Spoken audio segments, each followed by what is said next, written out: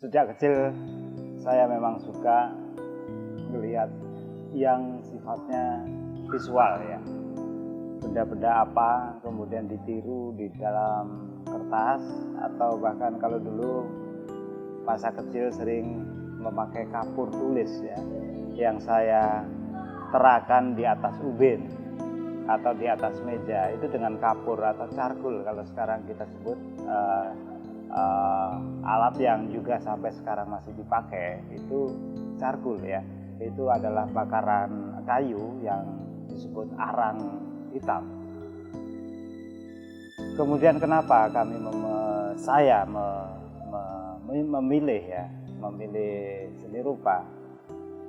Pada akhirnya saya tahu bahwa untuk menjadi seniman itu bukan memilih, tetapi ada panggilan ya, panggilan jiwa gitu ya. Setelah yang lain-lain tidak begitu tertarik dan kita tidak minat gitu, lebih minat daripada yang lain gitu ya, terutama itu. Kemudian ternyata dunia seni lukis adalah dunia yang bisa memberi peluang banyak untuk bersuara, untuk menyatakan diri, siapa diri kita, siapa negara kita ini, siapa dalam arti kita bisa menyatakan banyak hal dalam seni rupa.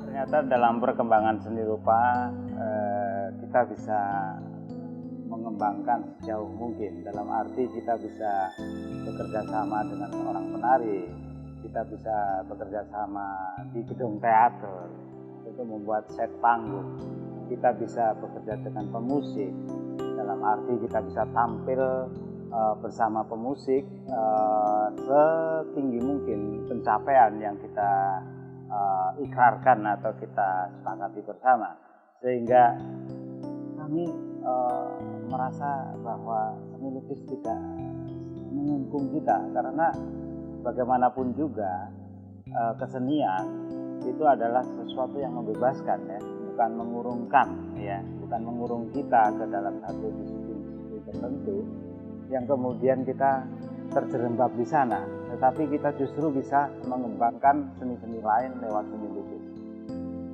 Ya, tidak lepas dari keinginan kami untuk memajukan seni rupa Indonesia ya. Begini, jadi tidak semua anak yang mampu bekerja secara sendiri di rumah sendiri, tetapi kadang-kadang kebersamaan itu memantik mereka untuk bekerja keras atau untuk mencari ilmu. Jadi saling tukar menukar ya pengalaman di dalam sebuah studio. Dan studio kami juga berkembang sampai pada keinginan untuk bisa dipamerkan di galeri itu sendiri. Jadi kesulitan pertama bagi anak-anak awal-awal atau pelukis awal itu kan berpikir bagaimana nanti ngangkat karya, bagaimana nanti kalau ditanya pihak galeri, mereka itu berjarak. Jadi kalau di studio kami kan kami bisa bekerja menemani mereka, kemudian mereka bisa mengambil apa yang dia inginkan dari kami gitu ya. Jadi residensi dan segalanya ini cara baik untuk belajar bersama. Seperti kita tahu bahwa ada pesantren kilat, ada karantina dan segalanya, ini kan upaya-upaya. Studio Hanafi sebetulnya menginginkan hal itu menjadi sedikit andil untuk memajukan seni rupa muda di Indonesia.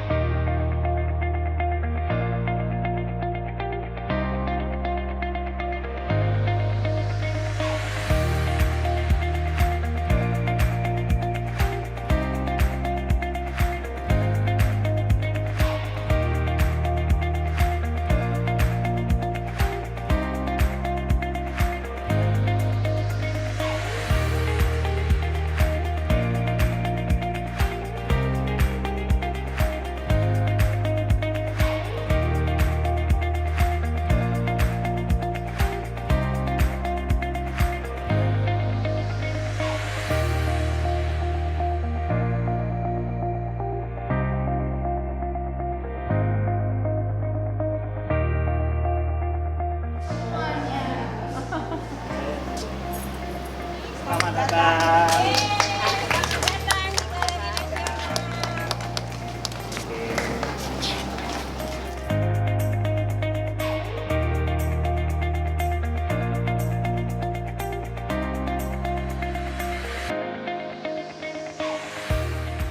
Menyerahkan kepada Pak Hanafi sepenuhnya. Ya, baiklah, saya terima penyerahan dari Ibu secara simbolik adik-adik seluruh Indonesia yang sudah terpilih.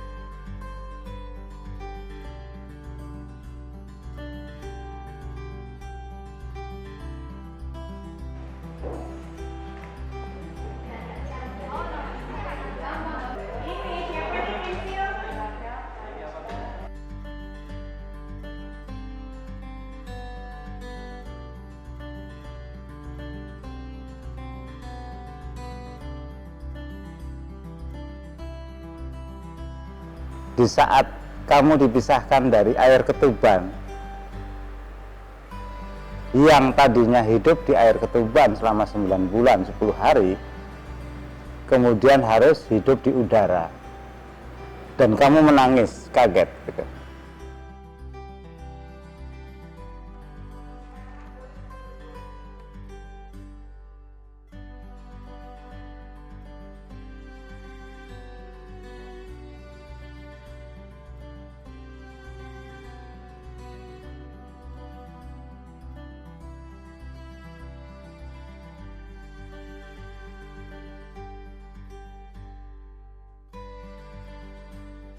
Waktu main layangan itu, saya nggak sadar kan lebih dalam lagi tentang seni rupa.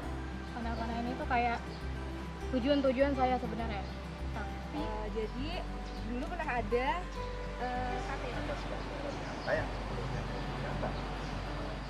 Banyak sekali penolakan yang diserang untuk diri saya. foto Polaroid karena kenangan yang indah itu akan lebih baik disimpan ke dalam bentuk foto. dan diri saya sendiri. Saat dia merasa terpuruk, saat dia merasa putus asa, dia merasa rusak. Yang ini Pak Jokowi. Ya, saya lihat kok yang datang Bu Susi, yang datang Bu Sri Mulyani, besok tambah Pak Jokowi Dodo. Kenapa saya gambar cepet 2 menit itu gairah, passion. Ya. Nanti kalau kelamaan tuh habis gairahnya. Oh gitu. Iya, maksud Dia saya itu. memanfaatkan itu supaya Iya. tidak hilang. Akhirnya dia memilih teknis yang memang tidak membutuhkan waktu lama. Karena dalam kelamaan itu inspirasi, gagasan, gairah itu bisa hilang. Kolaborasi di situ. Silakan.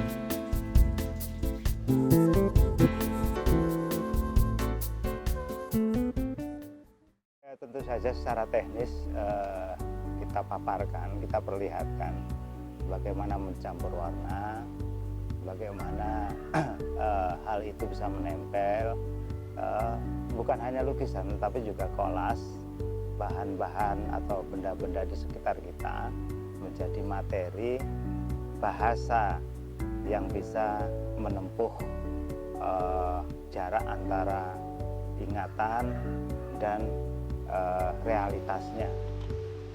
Kita menyarankan atau membuat tugas pada akhir dari residensi BBM ini, mereka membuat pameran yang dia pesertanya.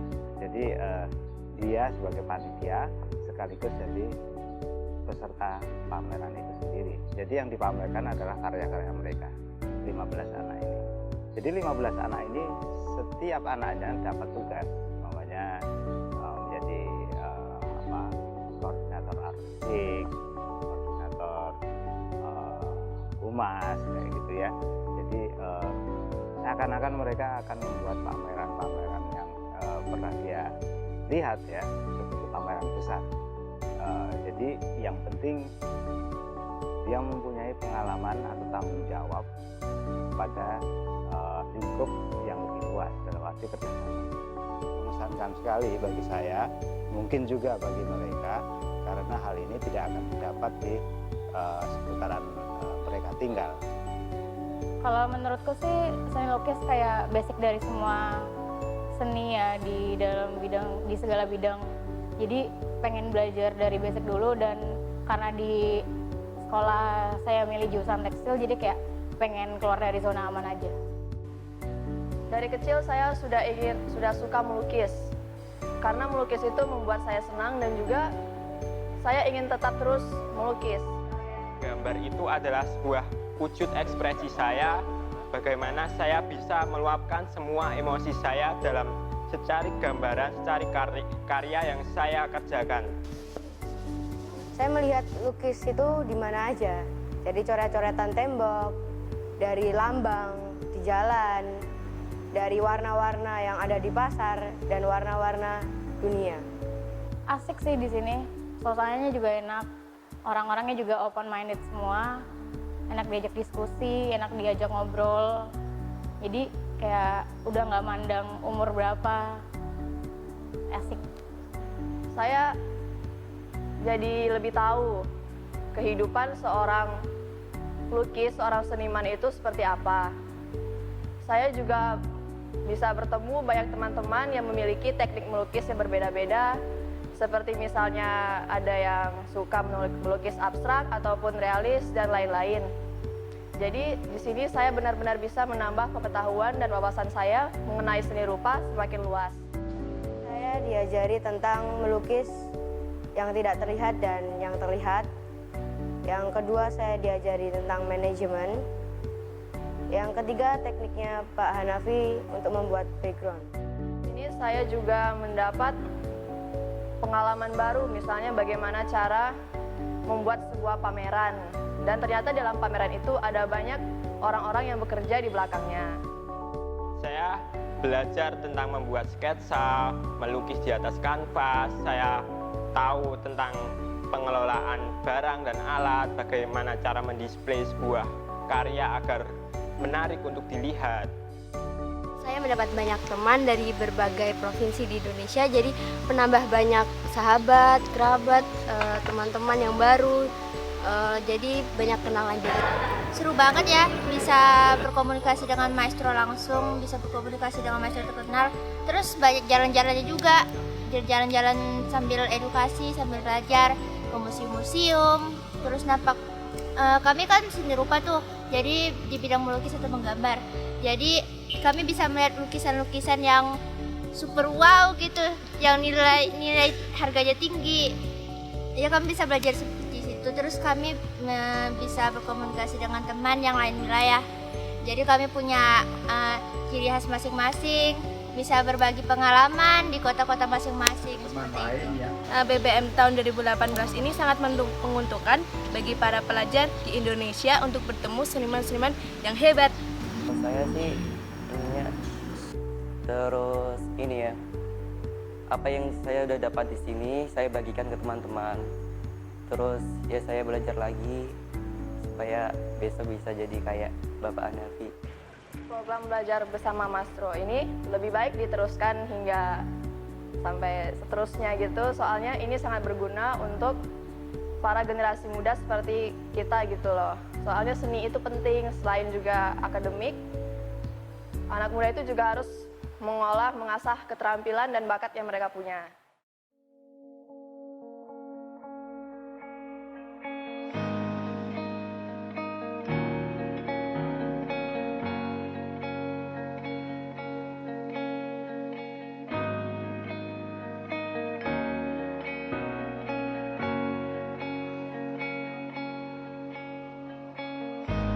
Ada belakang ada. Ini